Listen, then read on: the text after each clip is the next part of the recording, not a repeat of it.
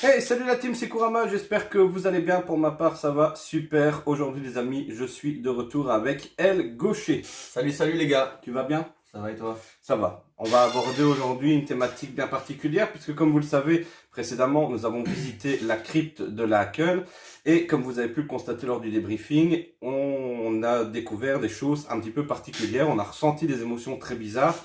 Donc on va en reparler bien évidemment et ensuite vous allez voir tout le fil conducteur de ces théories que nous avons recherchées et dont on a été agréablement et peut-être agréablement surpris parce que voilà, au moins on a un petit peu des réponses à nos questions. Mais en même temps, on a hâte justement d'aller creuser un petit peu plus loin et c'est vraiment le cas de le dire. Ouais. Donc du coup, on va reparler des ressentis. Alors les ressentis proprement dit, je vais peut-être plus te laisser les tiens parce que les tiens avaient vraiment un lien direct avec la suite de la vidéo qui va arriver par après. Donc à toi la parole. Ben voilà, comme vous le saviez, comme vous le savez un petit peu tous, ben en fait en regardant un petit peu les tombeaux, ben, je me suis rendu compte qu'il y avait une petite fille âgée de 2 ans et demi qui était décédée. Et ben, je dis à Kurama, mon regarde c'est malheureux, ça aurait pu être c'est quasiment l'âge de sa petite fille à lui. Donc je dis bah c'est quand même fort triste. Bah que ce soit, on continue notre chemin. Et là, on tourne dans l'allée des enfants malheureusement décédés. Et je fais 4-5 pas comme ça et je sens comme une lourdeur. Mais je dois m'arrêter. Donc je m'arrête net. Pour quelle raison, j'en sais strictement rien. J'ai aucune réponse encore à l'heure actuelle. Je m'arrête net. J'ai un froid de la tête aux pieds, mais glacial. Vraiment glacial. Avec plein de picotements pardon, dans ma tête. Comme des petites fourmis. Vraiment, j'ai jamais eu cette sensation-là. D'une lourdeur et d'une froideur et de noirceur. Alors je sais pas comment je pourrais m'exprimer là à ce sujet, mais je sentais une noirceur, je sais pas. Mais c'est la sensation vraiment que j'ai ressentie. De là donc du coup je me suis arrêté net comme ça, et j'ai regardé Kurama en tremblotant parce que je parlais bizarrement. Ouais, les trémolos dans la voix. Des trémolos dans la voix. Et je lui ai dit écoute, il faut pas traîner ici. C'est mot pour mot ce que j'ai dit, je m'en rappelle. Il faut pas traîner ici, il faut bouger. Il faut que je bouge de lieu. Donc bah, lui, il comprenait pas trop ce qui se passait. Donc Mais j'ai respecté ta demande, on a quitté cette allée. Bon. Et j'avais aussi, au même moment, quand je lui parlais, j'avais les larmes qui me montaient. Et j'avais envie de pleurer, mais non pas de peur ni de tristesse. Je ne sais pas à l'heure actuelle l'expliquer cette émotion-là. C'était une émotion que je n'ai jamais ressentie auparavant et une émotion que je m'attendais pas à avoir du coup. Donc c'était très très étrange et je me suis senti serein quand j'ai quitté cette allée-là, vraiment. Maintenant, est-ce que c'est psychologique ou pas? À vous d'en décider. Tout le monde peut croire ce qu'il veut. Mais moi, j'étais pas croyant du tout à tout ce qui est, on va dire, paranormal, hein. Bien sûr, je me mettais des gants quand on vous dit ça, mais vraiment très très étrange. Et même à l'heure actuelle, on ne sait pas ce qui s'est passé, ce qui s'est passé en moi ou ce qui s'est passé là, au même moment. D'ailleurs, Kurama, il peut le dire, il m'a jamais vu dans une... Non. En 10 ans que je te connais, je t'avais jamais vu comme ça, avec cette façon dont tu es resté immobile instantanément. Et après ce trémolo dans la voix en me décrivant ce qui t'arrivait, j'ai pas reconnu mon beau-frère Gaucher. Et pourtant, comme vous le savez, enfin voilà, vous connaissez un petit peu les acteurs de cette chaîne. Vous l'avez déjà vu plus d'une fois, Gaucher, vous savez qu'il fait partie vraiment de mon cercle très proche. Hein. C'est même plus un cercle amical, c'est un cercle familial. C'est quand même mon beau-frère depuis plus de 9 ans. Voilà, j'ai pas reconnu Gaucher et il est vrai que même en dehors de l'émotion qu'il a ressentie, il y a pas mal de choses qui nous semblaient très particulières. La façon dont un moment s'est arrêté, au même endroit, au même moment, on s'est regardé, Ouais. on s'est dit tu t'es retourné, ben oui, ben moi aussi, maintenant, ben oui, maintenant On tout se de suite. sentait comme observé ou que quelqu'un nous regardait. Voilà. Observé, même suivi parfois. Ouais. Après, comme vous le savez, moi aussi à un moment j'ai eu ma période d'oppression. Ouais. Là, je pense que c'est un petit peu la théorie de la magie noire qui a certainement exercé une force bien particulière sur. Mais comme quoi, sur on ma avait personne. deux ressentis différents. Parce que moi, Voilà. je ne ressentais absolument rien là. Et lui, il se sentait vraiment pas bien. Voilà. Et après, l'inverse, à mon endroit, quoi. On va Ouais, et dire moi ça par comme contre ça. j'étais... Serein? Ouais, j'avais pas d'émotion particulière. Cependant, on avait réussi à trouver plus ou moins une théorie qui était plausible pour mon ressenti. On n'en avait pas encore trouvé une Pour moi. pour Gaucher. Cependant, Mais vous connaissez ma curiosité. ça a Peut-être glacé le sang quand même, peut-être hein. parfois un peu malsaine, vous direz, mais voilà, c'est vraiment pas une curiosité pour dire d'aller creuser où il ne faut pas. Non, c'est vraiment parce que je voulais m'intéresser au lieu. Je suis quelqu'un qui a toujours été intéressé par l'histoire et encore plus précisément par l'histoire de l'art. Et comme vous le savez, il y a des artistes qui reposent au sein de cette crypte et de ce cimetière. Et vous allez voir dans le chapitre 2 il s'avère qu'il y a une théorie qui est très surprenante Et qui fait concernant... glacer le froid. Qui fait glacer le sang. Ouais, quand qui fait même. glacer le Ouais, sang. ouais, On ouais. se retrouve justement tout de suite pour le deuxième chapitre. Et voilà, donc du coup, nous voici au chapitre 2. On a décidé, aussi bien Gaucher que moi, d'expliquer cette théorie de façon très structurée pour que ça soit le plus compréhensible possible Ouais. pour vous. Du coup, chapitre 2, je fais mes recherches, donc je rentre à la maison, je revisionne la vidéo, je commence le montage. Et puis, au moment d'écrire un peu la vidéo, parce que comme vous le savez, quand on fait une vidéo sur YouTube, on laisse un titre, on laisse un petit descriptif. Ouais. Et de base, j'avais envie justement de citer quelques grands noms des personnes qui reposent au sein de ce cimetière. Et puis je me suis dit, ben non, ça pourrait paraître indiscret de ma part. Donc, je m'arrête à la description du lieu sans être très précis, hein, rester le plus vague possible. On le sait avec les urbex, c'est très important.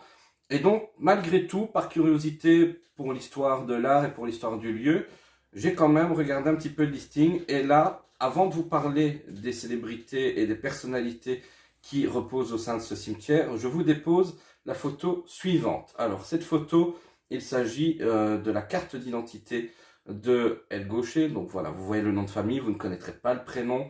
Voilà, parce qu'on a envie tout simplement de respecter aussi un petit peu la vie privée de chacun, mais vous avez le nom de famille d'El Gaucher, donc Berriot.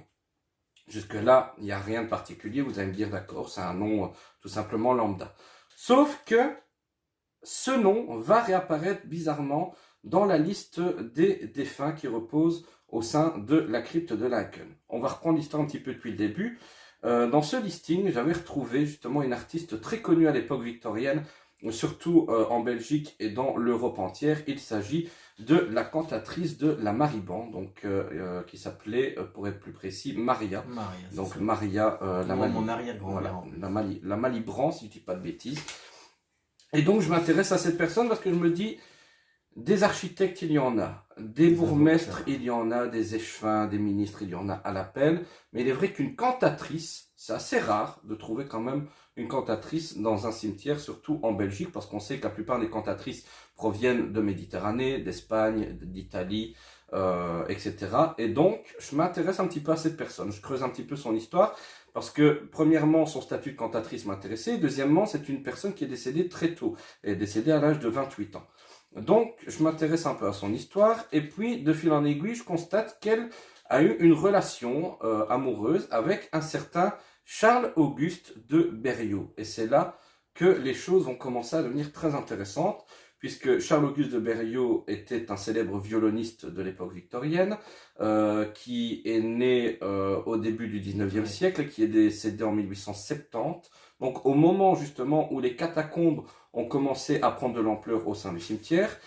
Et donc, il s'avère que ce monsieur est décédé sans trop de précision, mais d'une maladie sans plus de précision, mais une maladie qui lui a apporté la cécité. Et là, c'est très important justement que je vous parle de ça, parce que ça va avoir un lien avec le troisième chapitre qu'on abordera plus tard.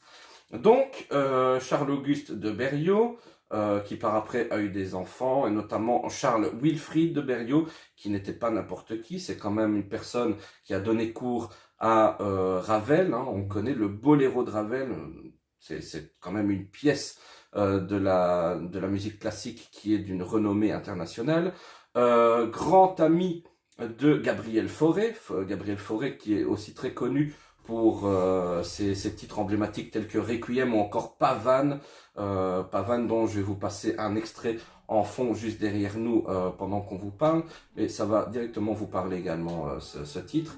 Et donc il s'avère que ces personnes, enfin aussi bien la Malibran que Charles-Auguste de Berrios, reposent au sein de cette crypte. Donc on s'est dit, ben déjà le nom, il revient, c'est assez particulier.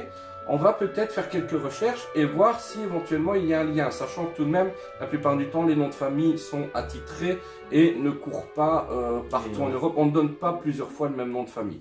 Après, il y a eu il y a le voyage qui fait qu'il y a certainement des cousins éloignés qui habitent à l'autre bout du monde, mais on sait toujours qu'il y a un lien malgré tout. Et donc, on se renseigne, surtout Gaucher, de son côté, se renseigne auprès de sa maman, constate par la même occasion que sa maman connaît ces noms, ça ne lui paraît pas étranger, et en grattant un petit peu, il s'avère que Monsieur Charles-Auguste de Berrios est l'arrière-arrière-arrière-grand-père d'Ed Gaucher. Oui, c'est ça. Alors, du coup, quelles ont été tes émotions, ton ressenti au moment d'apprendre ces nouvelles, déjà au moment où je t'ai envoyé la photo? Ben, j'étais sous le choc. Franchement, je m'attendais pas à ça. Il me dit, ah, gros, j'ai quelque chose à te dire. Enfin, qu'on s'appelle comme ça. Il me fait, j'ai quelque chose à te dire de... Voilà, je t'envoie ça. Et là, je vois une vieille personne en photo. Je me dis, bah, ouais. Et après, je lis et je vois, ouais, Charles-Auguste de Berrios. Je fais, bah, non. Et donc, sous le choc, je me dis, c'est pas possible. Je dis, c'est une coïncidence énorme. Et au final, ben, absolument pas. En fait, c'est Un ancêtre. c'est un ancêtre, en fait. Bien évidemment, je n'ai aucun héritage, les gars. Je n'ai pas à me dire, ah, ça y est, t'es millionnaire. Non, Même un absolument héritage pas. talentueux musical, on a essayé avec le Non. piano, ça s'est avéré que l'expérience s'est Éclaté. très mal passée. Éclaté. Donc nous avons décidé de conclure cette expérience par Mais vraiment, des lacunes. vraiment un truc de fou. Comme par hasard, c'est le premier urbex que je fais là, et il y a un ancêtre à moi qui réside là. Enfin, oui, qui repose voilà. là. C'est vraiment bizarre. Ouais. Encore maintenant, c'est bizarre en fait de parler de ça. C'est vraiment très très étrange. Du coup, on sait qu'il y a des traces d'Ed Gaucher Ouais. qui restent un peu là-bas au niveau de la capitale. Et donc, après avoir fait nos petites recherches, bon, on en a rigolé, on a été un petit peu surpris. Ouais. Moi, le premier, en ayant fait les recherches, j'étais ici dans le bureau, Moi, j'étais j'étais pas seul. bien. Tout à coup, je suis descendu, j'ai été voir ma femme, j'ai dit, écoute, regarde ici, c'est quand même bizarre après ce qu'on a ressenti. Je lui montre l'article, elle-même qui n'est vraiment pas du tout croyante dans le domaine du paranormal. Wendy est très terre à terre. Elle m'a quand même dit qu'il y avait quelque chose de louche derrière ça. Je me suis dit, il y a quand même une sacrée... Si c'est une coïncidence, elle est énorme. Franchement, elle est Et énorme. je me suis senti vraiment mal, tout en sachant qu'on n'avait pas encore consulté tout ce qu'on vient de vous dire maintenant. Voilà. Donc c'est quand même encore plus étrange. Parce que là, vous vous dites, bon, il y a eu l'étrange. Là, on atteint un deuxième étage de l'étrange, un deuxième palier. Mais il y a un troisième palier de l'étrange qui est encore plus hardcore à mes yeux. Et qui n'a pas de probabilité. Non. Peu de chances que ça se produise, vraiment. Du coup, on va pas faire d'interlude, enfin on va se glisser tout petit doucement vers le troisième chapitre. On se renseigne encore un peu plus, on creuse encore un peu plus récemment. Voilà, on avait invité Gaucher, sa compagne, à la maison à venir manger un bout. Et puis tout en rigolant durant le repas, on se dit mais c'est quand même bizarre ton histoire de main jaune quand même. C'est vrai qu'on est revenu sur ça. On en a discuté parce que ça nous avait vraiment titillé. Et vraiment interpellé. Du coup, on continue nos recherches. Et puis, sachant que je suis aide-soignant, il me dit, mais comment est-ce qu'on peut attraper les mains jaunes? Je dis, écoute, ça peut être le diabète, un problème de foie, un dysfonctionnement au niveau de ces organes-là. Donc, pourquoi pas peut-être avoir un lien avec ça. Et puis, on se rend compte justement, comme on vous l'a dit précédemment dans la vidéo, que Charles-Auguste de Berrios est devenu aveugle en fin de vie suite à une pathologie qui est restée pendant très longtemps inconnue au niveau de nos recherches. Et puis en y grattant un petit peu, on s'est rendu compte que la plupart du temps, et surtout à cette époque-là, la cécité était provoquée par une pathologie du foie. Donc une pathologie qui provient directement du diabète. Et donc directement... On a fait le lien. Voilà, on a fait le lien, on s'est dit, ok, là maintenant je pense qu'on peut quand même mettre le doigt dessus et se dire que c'est pas anodin. Le fait qu'il y ait le lien de parenté, la pathologie qui a touché son ancêtre, qui lui-même, après par la suite, a eu ses petits soucis. C'est quand même très bizarre, très très particulier de se dire que tu consultes un endroit, tu chopes quand même quelque chose d'anormal, on rentre dans la voiture, il me dit Kurama, regarde mes mains. Et alors ses je mains, fais ça, mes mains recto verso comme aussi ça. bien voilà, les paumes que les Jaune. devants des mains, jaunes comme un Jaune, Simpson. jaune, Un petit peu comme la boîte, comme ça. ouais, un petit peu comme le Un petit peu plus, enfin c'est difficile à montrer, mais un petit peu plus palote que ça ouais, quand même. voilà, plus pâle. Mais quand même, c'est Mais interpellant de comme se si dire que on maquillait, vous voyez le fond de teint qu'on met sur un cadavre, sur un mort quand quand il va être présenté Voilà. au champ funéraire, ouais. Eh ben vraiment ça.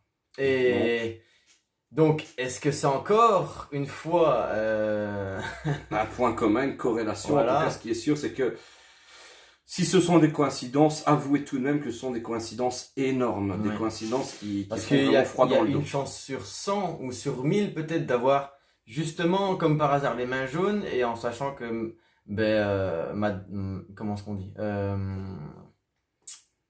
mon ancêtre, Voilà. pardon, je vais venir à ça, mais est peut-être décédé avec le diabète. Donc en sachant que le diabète donne la jaunisse, enfin devient jaune, Ouais, on a des fait teintes le jaunes. lien quoi. Donc coïncidence ou pas, Voilà. ça devient quand même très très étrange. Et c'est vrai qu'en y creusant de plus belle, à l'époque victorienne, justement, il y avait vraiment cette pathologie dont je ne retiens plus le nom, mais je vous le mettrai ici en bas. Vous le verrez juste là apparaître. Je ferai mes recherches en dehors de l'enregistrement de cette vidéo. Mais il y avait vraiment la pathologie qui revenait proprement dite avec justement cette fameuse évidence de diabète.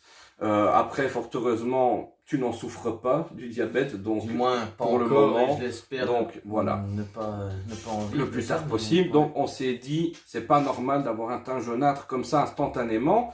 Et ce teint qui a disparu un quart d'heure plus tard, parce que ça nous a juste pris le Vraiment. temps de quitter les lieux jusqu'au moment où on a été se restaurer. Ça nous a pris quoi, un quart Un d'heure, quart d'heure. jusqu'au moment où on est tombé à cette célèbre chaîne de fast-food. Dès qu'on a mis du gel désinfectant. Aussi, ouais. On est rentré, on est arrivé dans le parking. Je dis on va se laver les mains, évidemment, parce qu'on vient de quitter un lieu, bon, on est d'accord, hein, hygiène au maximum. Donc on s'est désinfecté les mains, on quitte la voiture, il me dit, Kurama, regarde, mes mains, elles étaient redevenues rosâtres. Rose. Donc, encore une fois, c'est très bizarre, vous allez me dire, oui, mais c'est certainement une coïncidence. Après, on respecte bien évidemment les théories de chacun, mais avouez tout de même, si ce sont des coïncidences, elles sont très nombreuses. Peut-être qu'ils vont dire parce qu'ils n'ont pas eu d'image, mes mains jaunes, malheureusement on n'a pas pensé à filmer. Maintenant, parce ni à qu'on faire était de choqués. photos. On était choqués, puis on Peut-être était en dans le voiture, choc, circulation dans la Voilà. capitale. Je pense que vous êtes d'accord, vous êtes déjà promené dans la capitale bruxelloise. C'est un véritable foutoir. On n'est pas du genre à faire du pipeau pour du faire du pipeau quoi. Enfin, si on dit les choses, c'est que c'est comme ça que ça se passe. Parce que comme vous le savez, on vous l'a dit précédemment, on est des urbexeurs de base. On n'était pas on n'est pas là dans le prédestinés à aller visiter Voilà. du On paranormal. n'était pas là dans le paranormal, on était là Du dans l'objectif de visiter quelque chose de très très D'unique. beau. Voilà. Unique parce que c'est quand même un des plus grands cimetières souterrains d'Europe, avec quand même de très beaux édifices, de Des très belles grands noms. sépultures, des grands noms de notre plat pays. Donc voilà, on voulait vraiment s'intéresser à cet aspect-là en premier. Et puis il s'est avéré que sans le faire exprès, on y a un petit peu mis les pieds dedans. Comme quoi on était attiré par ce lieu. Voilà. Ouais, vraiment. Ouais, Donc ouais. vous avez tous les éléments de votre côté. N'hésitez pas justement à nous dire en commentaire ouais. ce que vous pensez de cette histoire. Mais Parce qu'on est franchement, franchement, même si on est fou, moi je m'en fiche. hein. Je veux Ouais, dire, après, moi je sais ce que j'ai senti, Voilà. je sais ce que, c'est ce que j'ai vu aussi par rapport avec mes mains. moi je veux bien admettre que je suis Donc, fou parce que vu ce que j'ai vu et vu les théories qu'on a trouvées par la suite, c'est quand même exceptionnel. C'est Voilà. incroyable de tomber sur de tels éléments qui font que on se retrouve justement par la suite avec autant de liens directs, aussi bien le nom de famille, le lien de parenté, ne fût-ce que le fait de prononcer le prénom Maria auprès de sa maman. Sa maman a fait « Ouais, mais je connais parce ce que prénom ». Maria, au fait, c'est mon arrière-grand-mère, donc la grand-mère de ma maman. C'était donc maternelle. Quand j'ai vu ça, Maria, c'est très spécial. Ouais. Et alors, juste aussi, petite précision, vous allez me dire, mais oui, mais si c'est du côté maternel, il y a une incohérence. Ok. Précision, c'est que le papa de Gaucher a un nom de famille qui est très difficile à porter, on ne le citera pas, mais étant un nom de famille très difficile à porter, Gaucher a décidé de reprendre le nom de sa maman, donc du coup Berriot. Et de ce fait, le lien et direct par le côté maternel. Maternelle, ouais. Donc, n'hésitez pas à nous croire parce que voilà, il n'y a pas de schmilblick dans la théorie. C'est tout simplement parce qu'il a repris le nom de sa Non, maman. ouais. Donc voilà, maintenant vous connaissez le fin mot de l'histoire. On y retournera bien évidemment au bon temps et vous verrez, on prendra un matériel bien précis pour, qui sait, découvrir des nouveaux secrets au sein de cette crypte. Mais en tout cas, ce qui est sûr, c'est que cet endroit n'a pas fini de nous épater. apporter voilà, des mystères et de nous épater. J'espère Donc, juste de retourner dans l'endroit où je me suis senti mal. et de ne plus ressentir ces Oui, émotions. et de découvrir peut-être le nom de mon ancêtre. Alors là, ce serait, je pense qu'il n'y a pas photo. Alors. Ouais, là, à ce moment-là, Là, je pense que c'est on se rend terminé. plein dedans. Voilà. Réponse au bon temps, les amis. Quoi qu'il en Voilà. soit, merci de nous avoir suivis. Merci d'avoir visionné cette vidéo en entier. C'était Kurama et El Gaucher. N'hésitez pas à venir découvrir notre contenu sur nos chaînes respectives. El Gaucher, voilà, je vous mets le petit nom juste en dessous. C'est facile à retenir. Et de mon côté, vous le savez, si vous êtes en train de regarder la vidéo, il n'y a nul doute, mais je vous le remets quand même au cas où. C'est ici que ça se passe, c'est l'univers de Kurama. N'hésitez pas à vous abonner à nos chaînes, ça nous fera énormément plaisir de pouvoir compter sur votre soutien. Nous, on vous embrasse, soyez prudents avec le Covid, puisque comme vous le savez, on n'a pas le cul sorti des ronces. Mais prenez soin de vous, portez-vous bien et n'oubliez pas, vos rêves sont les vôtres, réalisez-les. Très bon visionnage, à la prochaine les amis. Ciao, ciao les mecs. Salut!